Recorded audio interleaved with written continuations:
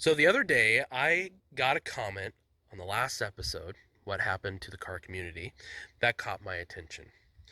The guy said something like this: Carcraft just isn't what it used to be.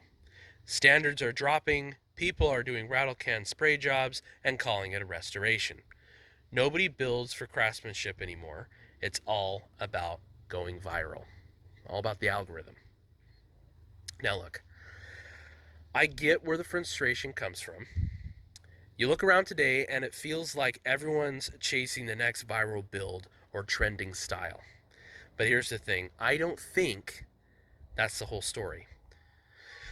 Because I've met a lot of builders, young and old, who still take pride in what they do. They just don't have a six-figure budget or a massive shop. And I think it's time we start talking about that middle ground, the space where craftsmanship and affordability actually meet. You don't need a Jay Leno style garage to be a car guy. All you need is a little bit of pride, effort, and grit. Let's be honest, craftsmanship has always been what separates a builder from a buyer. But somewhere along the line, that got confused with how much money you spend. You see all these big budget YouTube builds, every tool in the world, sponsors throwing parts and money left and right, shop lights that are even brighter than a hospital. And yeah, some of that work's impressive, but let's be real. It's not the only way to do it. Craftsmanship isn't about how much you can spend, it's about how much you care. I wanted to read that word for word of what I wrote there, because that is exactly what this episode is about. Craftsmanship over chasing a trend. Now, like I said, I got in a comment on the previous episode that really, I agreed with it, but there were parts of it that I wanted to touch on, to bring context to bring light to. So, I will give credit where credit is due. The comment was not wrong about one thing. The viral culture has definitely watered down the standard. You've got folks out there who are chasing likes, chasing views, but building things for clicks and not quality is a big problem. We've all seen it. A one-day restoration. I took this truck and I made it into this in one day. One day restoration. But in reality, was that really a restoration? Or was that just making it appear as a restoration? Redefining the bar as, well, a restoration should only take you a day. When in reality, a restoration can take a minimum of 3 years. And really, it depends on the car, what your definition of restoration is. I can't tell you how many times when people have asked me what I do, and I tell them that I restore classic cars, they instantly go to the $50,000 car restoration. Shiny paint, perfect engine, transmission's been gone through, suspension is brand new, tires are brand new, the interior is flawless. It's as if even not better, if not better, than showroom quality. But that is simply not the case, because not every one of us has $100,000 just to throw around on projects. And I can guarantee you a lot of you listening don't have a $100,000 shop. So redefining the word restoration is also okay. Having different standards is okay. Making the standard unobtainable is not okay. What we don't want to be chasing is content culture. Content culture is that same thing that ruined Slammed Enough in Sevierville, Tennessee, or what's referred to as Gatlinburg. And so people going there to be viral, be within, be seen, be recognized, have the $50,000 car next to the $5,000 restoration, the $5,000 build, the budget build, the regular guy out there just trying to enjoy cars. And they go there and they do drag races, blow it out of the water, all because that's what gets the clicks. In the previous episode, I had talked about what happened to the car community. How has it changed? Well, big reason why it's changed is because of social media platforms, just like the one we're on right now, platforms like Instagram, Facebook, and TikTok, and people wanting to become big-time content creators. There's also content creators out there who are showing what they do, but maybe the things that they're doing shouldn't be looked up to. There are plenty of other individuals out there who are doing work that's better than what you see on the big million subscriber channels. Now, I have no room to talk because we're a pretty small channel here. I don't have a voice that can change anything, but you do. You have a voice. You have the ability to go out there and educate instead of ostracize. During the fallout of the Slammed Enough event, I saw plenty of videos being posted by people who had way more following than the garage does, and their voice really matters, who were saying they used to say that there's not enough young people in classic cars, but now they've switched gears and are saying that there's too many young people in classic cars, that we should be making cars less affordable. We should be making parts less affordable. We should be making things more restricted, more private events, more restriction, taking away the freedoms that we enjoy as part of this car community. And even at that, car community, the term car community really is restrictive. Even the term automotive community, which I've used many times in the past, because it's more than just cars. There are people out there with trucks. There are people out there with semi-trucks, tractors, all kinds of things that you wouldn't expect, motorcycles even. If it's got an engine and got wheels on it, in my book, you're part of the community. You're just one of the many subcultures that make this community great. So instead of coming out and saying that, well, because he didn't do a $50,000 SEMA quality Barrett Jackson car show restoration, then he's lesser than. And I can guarantee you that a good majority of these people who are going out there and doing this affordably, myself included, are putting a lot more effort and patience and time, their own soul, into these cars. It is said that cars have soul. But the only reason why cars have the soul is because we have given it to them. A car is an extension of ourselves, a representation of who we are as a person. Whether you're dumping a $50,000 restoration or a $500 restoration. A lot of people would say that that's not really a true restoration then. Well, how so? Because if you take a car that wasn't running, that was forgotten, and I'll use my own experiences as an analogy. You take a car that was sinking into the dirt, abandoned, forgotten, behind Grandpa's barn or behind, the grain silo. Who knows the last time it ran? 30 years ago, and it was parked there. Why was it parked there? We don't remember. But then you're taking that classic, that old work truck, that old car, that old tractor, and you're excavating it out of where it's sitting, having to dig out the tires, get it loaded up on the trailer, go through and get rid of the bramble that's grown over it, right? You get it home, get it off the trailer, and there you go. There's this restoration project, this thing that has been sitting forgotten for years until you came along, and now you have the ability to make it something more than what it is right now. So you go through and you get the hose out and you get a scrubbing brush and you start washing it down, and you start to realize that maybe this thing's not in such bad shape as it seemed.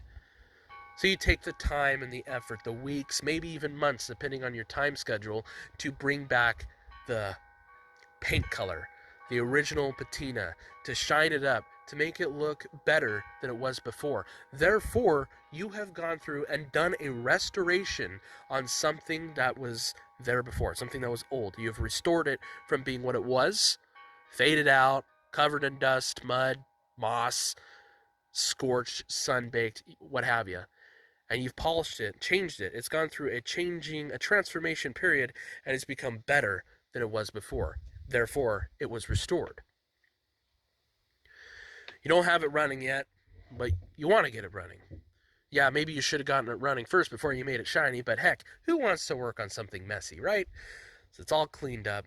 You finally start getting to work on it. You take the carburetor apart. Oh my goodness, it's all lacquered up. The old gas is crystallized in there. So now, guess what you have to do? You have to rebuild that carburetor from the ground up. Take it all the way apart. Get all the crystallization out of it. Maybe there was some bolts that snapped, and now you're like, oh man, what am I going to do? Well, you go through and you re-drill the holes, you re-thread them, find a bolt that fits. Maybe it's not the right one, but it's the one that's right now. And so then you've got that carburetor put back together and you put it on the rig. Still haven't tried to fire it up yet. You go through and you change the oil, change the oil filter. You go through your last final checks. Maybe the fuel tank is just corroded and it needs a new one, or you just need to clean it. So you go through and you clean up the fuel tank, make it usable again.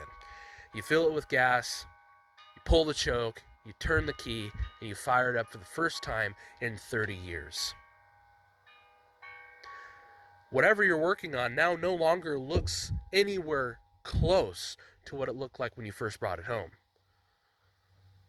You're taking a look at pictures, you're sitting there thinking, man, when I first brought this thing home, it looked like a piece of junk, something that should have been scrapped. But now, it looks like it's worth $50,000. So therefore, you have gone through and have put your elbow grease into a project, into a piece of history, been able to show what you can do, your craftsmanship on something, and restored it to better than it was. And that is where I have been using and reusing the term reviving. So when people sit there and they think, oh, well, when you tell me restored, I think $50,000 car. It's like, well, okay, if that's what you want to think, then that's all on you. That's your interpretation of what restored is to you. So what I'm doing is I'm reviving. I'm a revivalist of these old classic cars, but reviving and restoring is one and the same. It's 6 in one hand, half a dozen in the other. 20 cents for 5 apples and $1 for one, or $1 for a pack of however many. But it's the same thing, right? And so with people sitting there saying that you have to spend a whole ton of money is not accurate. It's easy to get lumped in the crowd just because you're working in your garage with using cheaper tools that you're not, well, no, you're inferior. You're inferior. Affordable doesn't mean inferior. Here's the truth. You can do professional quality work without professional level money. I have seen guys lay down a better rattle can paint job than shops with $1,000 spray guns. Why? Because they cared about the prep. They sanded, they layered, they polished. At that most recent car show that I had gone through, not the truck show, but the car show, the one in Walla Walla, there was all kinds of classic cars there that had fresh paint jobs, like they might have been a few months old. But there was very few of them that were orange peel free. And when I'm talking about orange peel, it looks like it's all ripply, looks like a scales on a fish, maybe even. Looks like an orange peel. If you look at an orange peel and you polish an orange peel and it's all shiny, but it's all like wobbly or rough looking, that's orange peel. But you've got all these cars out there that had orange peel. Whereas I've got this 1964 Chevy that you watched me paint with rattle can outside, no paint booth, no spray gun, just a rattle can that I got from the local hardware store, right? And it's got a perfect shiny finish that matches the same finish that's on the original paint on the fenders. How did I do that? My prep work, sanding, putting down a good layer of primer, using the right primer, fill primer, then sanding that down, then layering it, getting it to not overdoing it, not putting so much paint on that you're basically adding 10 tons of paint, but enough paint that you've got room to play with. You've got room to sand it back down, to make it smooth, to sit there and take the time, the hours, the sore wrist, the cramping hand from sanding and polishing to make that shine come through. That right there is craftsmanship. And craftsmanship is not something you can buy. You will not ever find craftsmanship in your wallet. You'll find it in your hands, in your heart, in your dream that you had when you first saw that classic car and you went, oh man, this is what I can do to it. This is what I can share and I can be proud of because I did that. Now, I'm not saying that going and using a spray gun and a paint booth is perfect, easy, you're done, and you don't have to do some work to get orange peel out unless you get super lucky. But what I'm saying is all of that equipment together, not everybody has the ability to do that. So it's okay that maybe somebody rattle canned their car, rattle canned their truck. It's not the brand of paint that makes it shine. It's the hands that are holding the can. That's why I will be saying from now on, affordable doesn't mean half-baked. You can take pride in something that didn't cost you your paycheck. You can be proud of something that came from your garage, your time, and your creativity. People forget that some of the most legendary cars started in a garage. I'm not sure if you guys are familiar with Ford versus Ferrari, where one of the most expensive and fastest muscle cars of America were ever made. And I believe it was the Ford GT. Let me verify that. Yes, the Ford GT, a true supercar, but is now one of the most expensive cars in the world. Not the, but one of. It is a high-performance supercar, and it's not a traditional luxury car. There's no luxury about it. It is, in its conception, it was a death trap on the road. It was dangerous, but it was a dream. It was a craft.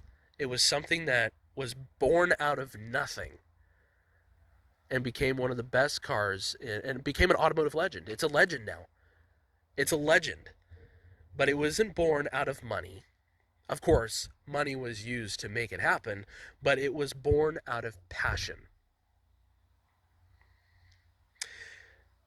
If we make the car culture solely about money, we're going to kill it before it really even gets off. Because you got to think about car culture. You got to think about automotive culture. It's fairly new.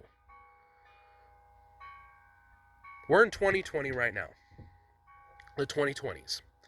In the 1920s, cars were a novelty. It was like, whoa, would you look at that?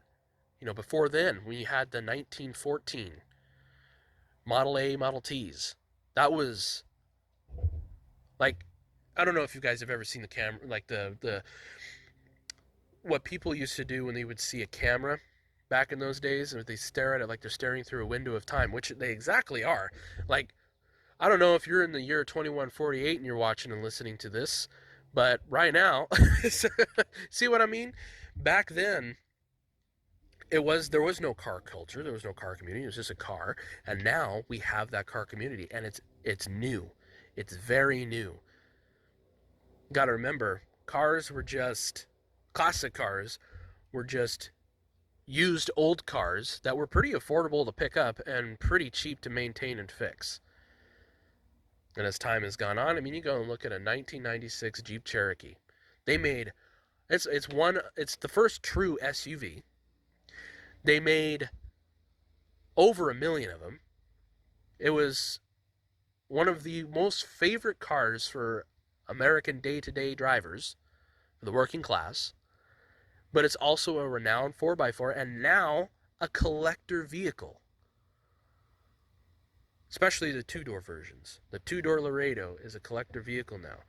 And the Wagoneer, another special edition that is basically a Jeep Cherokee, but it is now a collector vehicle, and they're 1980s, 1990s. Back then, they were just a used car, but now they're sought after. And so, the next generation's already struggling to afford old iron. Because the cars of yesterday that were affordable are now cars that are sought after and really expensive. And I covered that in a recent episode. I think it was episode 2 of the podcast, or episode 1 of the podcast. It's one of those two. Does the classic car still exist? Does the affordable classic car still exist for the average person? And yes, it does. You just have to be patient and know where to look. And I am living proof of that.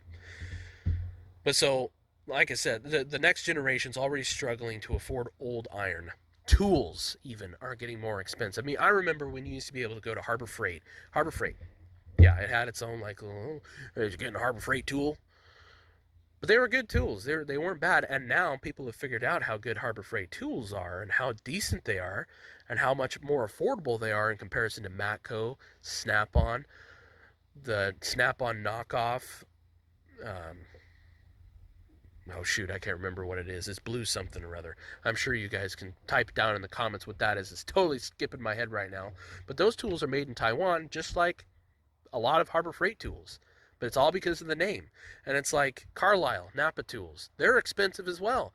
I went to Napa the other day and I was like, wow, I remember when those used to be like, oh man, I just need to go grab a quick couple wrenches real quick because I accidentally broke one, you know?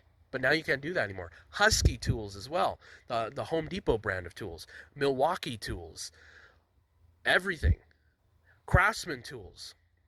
Craftsman tools, they died out. They disappeared. But now they're making a comeback. And now even they are more expensive than Harbor Freight tools. And like I said, Icon, Pittsburgh, those are Harbor Freight tools. And Quinn as well is another Harbor Freight brand tool. But you go to Harbor Freight now, and I'm looking at the prices going, holy cow. I remember 5 years ago when it's like, you're going to go buy Harbor Freight tools? Well, you're going to be buying another set by the end of the week. But now they're actually pretty good quality, and people have figured that out. Garage space. Going out and being able to afford a place to work. I consider myself extremely blessed and very lucky with the shop space that I have. It is by no means a $50,000, $100,000 shop. It is just a little 2-bay garage off the house. But that is perfect for anyone that needs to do anything, and honestly more than what you would really need. A buddy of mine who doesn't have a garage at all, he had a carport, gravel ground, and a tarp to keep the wind out. That was it. And now he's built it over the years into an actual decent shop that's insulated, that actually is able to be heated. The garage is not able to be heated. That thing only has a 15 amp fuse that controls everything in there. So having a heat, and we don't have a stove in there either, but he has the ability to do what he needs to do. And that is just over time, by building, by being patient, and by being smart with your money. Budget building, being affordable. And affordability, like I said, is not inferior. So when we start acting like the $100,000 builds are the only things that count, we're telling more than half of the community that they don't belong. People like me don't belong. People like your granddad who shared the craft with you when he'd ask you to come out and help him work on old cars, right? That little thing you guys used to do. And, walking into Grandpa's barn. That is something that a lot of people my age will never be able to experience. a lot of people who are growing up, because a lot of these granddads who had the old dusty barn, the old shop, the tack room that he turned into a shop, a wood shop or whatever, were veterans. After the war, they had to have something to do. They had to have a hobby, something to keep moving, something to keep their mind off of it. And so a lot of them would delve into cars, and that is where the car community started. If you have ever sat there and asked, why do Jeep owners wave at each other with like the two fingers or just a wave in general?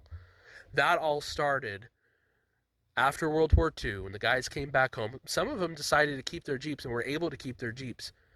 And so the Jeeps that they were driving around, they'd see another guy. That was a wave to them as a driver to a driver, wartime. And a lot of times that little two fingers is the V for victory.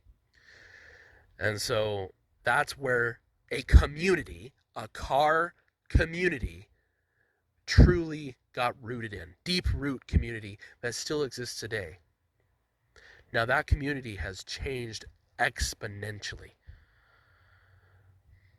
I don't know a single person around here where I'm at who hasn't had a Jeep. And I live in a major Toyota area. Toyotas are a way of life here. That is what they do. But Granddad, we'd all hop in the Jeep and go check cows. We'd go out there and mend the fence with it. We'd haul the logs that we'd go cut out of the ditch with them. We'd go hunting with it. Maybe we'd do a little bit of off-roading and get in trouble. But it was a thing that people did. And so the granddad's shop mentality, unfortunately, is leaving. And that was all affordability. You didn't see Granddad going out there with a spray, air compressor, spray booth, spraying it all up. A lot of times it was a paintbrush and then paint it on and then sand it back down. So, we're not doing that anymore.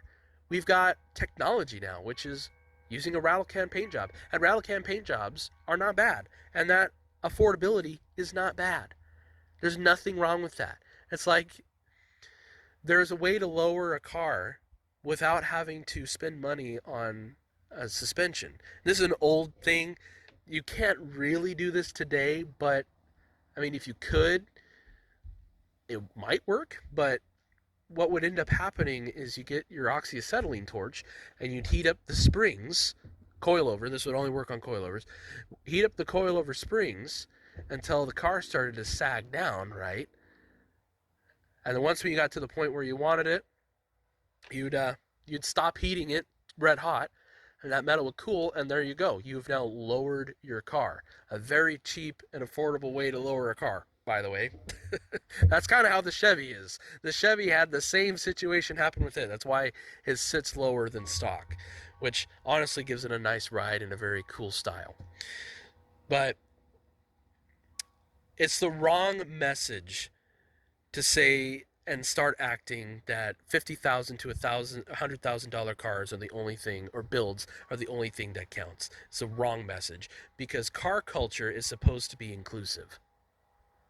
It's not supposed to be about competition solely. It's about creativity. Now, healthy competition is always good.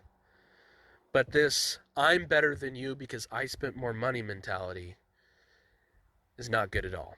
Not everybody has the ability to make their cars SEMA show quality. That's why there's a thing called SEMA show, because SEMA show is for the best of the best. That's what it was about. Now, standards are being changed. They are being lowered to accept more of maybe a bit more half-baked build. And that's where the problem is lying, because you've got more people that are putting in a lot of effort and craftsmanship to make a beautiful car.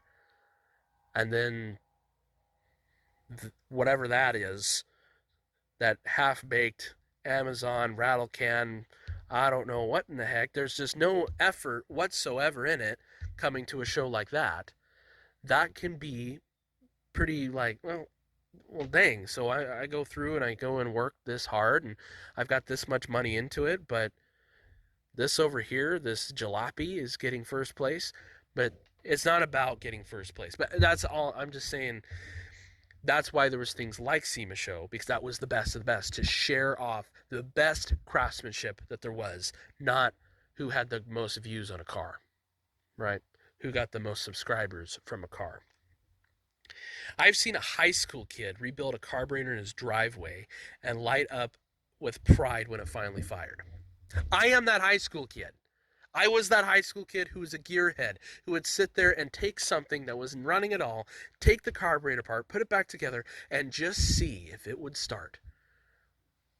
What if? What if it would? And then when it did, the amount of joy that would fill my little spirit, that is what kept me going forward through wanting to go and base my entire education off of making a career on classic cars and trucks and everything that we're talking about in general.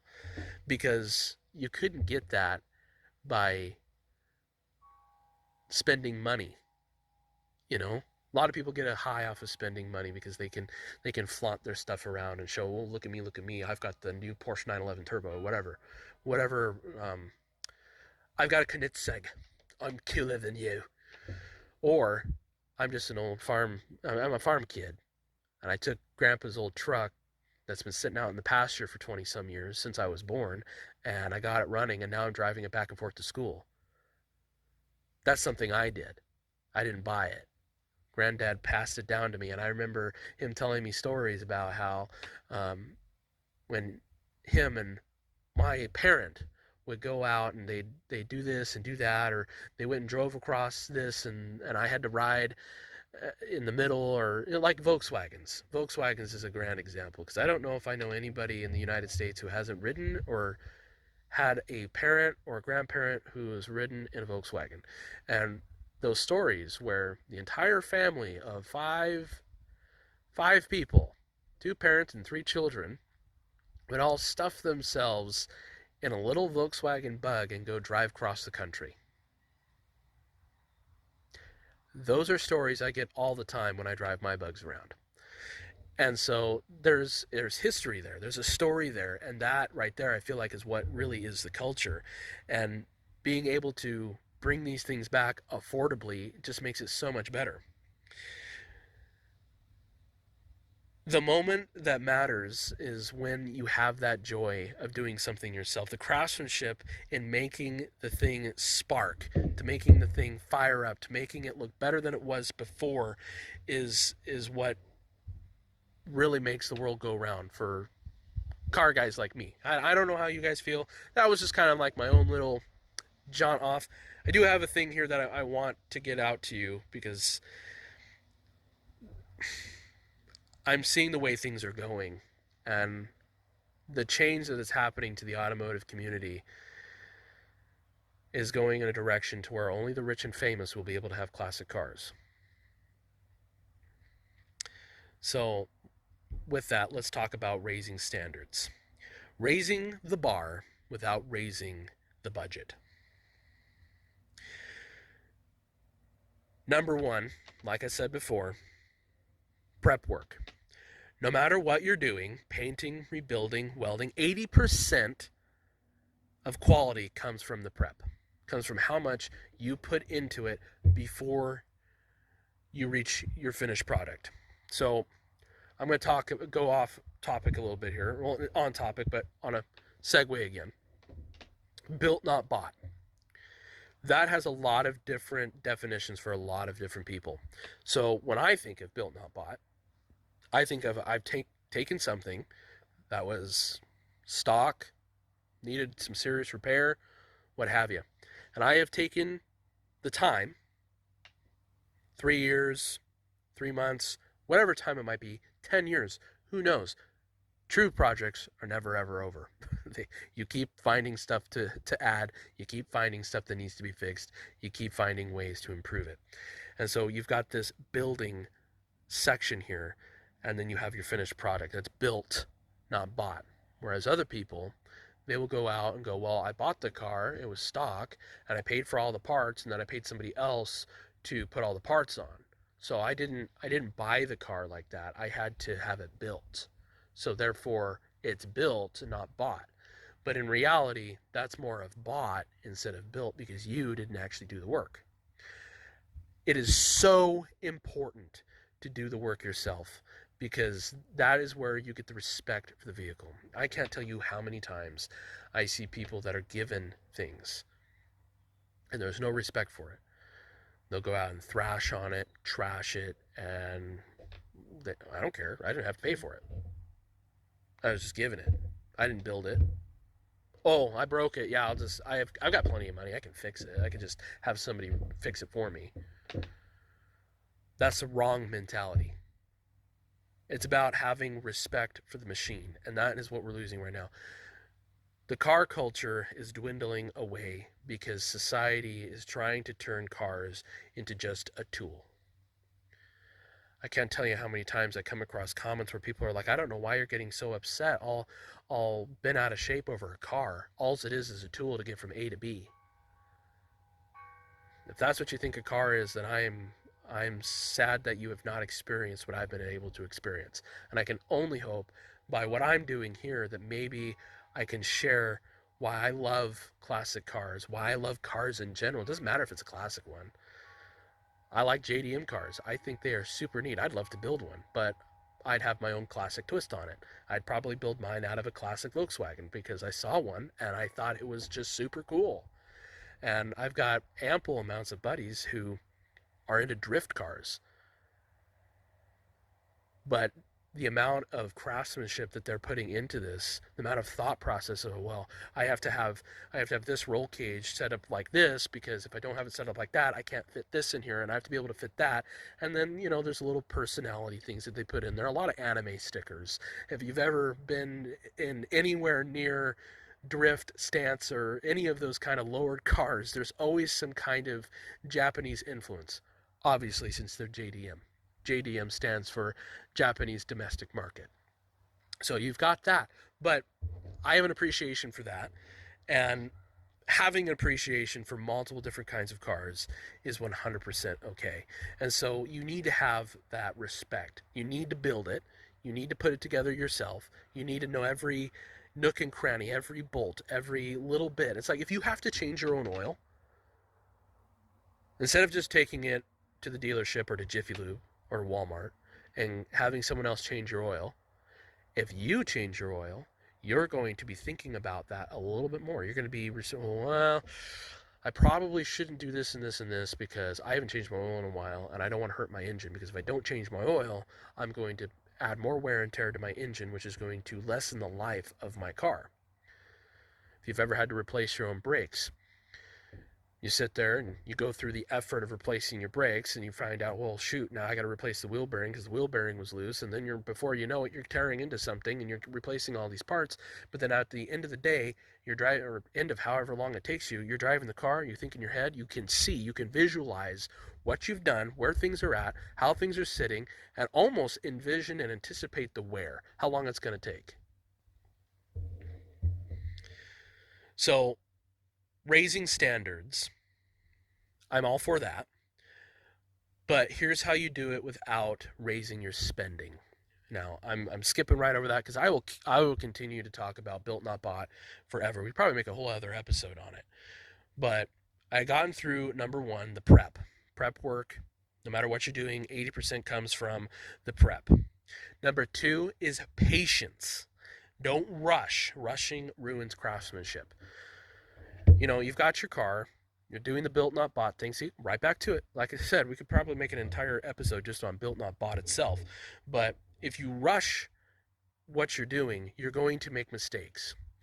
And I have a personal story about that, and I will tell you the summed up version. I had a 1990 Jeep Cherokee. I was majorly into lifting cars. This was back when I was in high school. Actually, no, I had just gotten out of college. I had gotten it when I graduated back in 2022. No, 2020. When I graduated in 2020, I got it right before I went to college. And so I went through and I started building it. I had lifted it. I had done the paint work on it. It was a beautiful Jeep. If I have a picture of it, I will post it over here somewhere. But it was a beautiful car. At least for me. I thought it was amazing. It was a Laredo. It was a 2-door. I had picked it up for $400, and it had some issues here and there, but I made a major mistake. Instead of doing something right, I cut a corner, and I was impatient. I just wanted to drive the darn car. I wanted to drive it. I had been working on it. I had been doing all this work to make it run again and to make it drivable. And I was like, man, I just want to drive it. I want to drive it. I want to drive it. So instead of getting a new knuckle, which is the steering component on the side where your hub connects to, where the spindle is on some cars, instead of getting a new one of those, I decided I'd weld the part where the steering bar connects to it, right? I'm showing you how it moves because I'm at a loss for words right now. But I had welded a part that had busted off on it. Instead of welding, cast iron can be done, but you have to do it carefully, and I was impatient. So I was just welding it for now. I'd replace it later. But as time went on, I forgot about it, and I was going up one of the back roads, and it broke. And I rolled the Jeep. It destroyed it.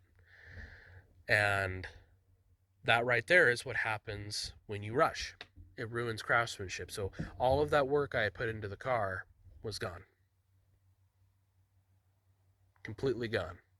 A lot of times that can make or break. That can make someone totally give up doing anything that has to do with anything to do with that. But I always believe what doesn't kill you makes you stronger. And I have that experience that I learned from.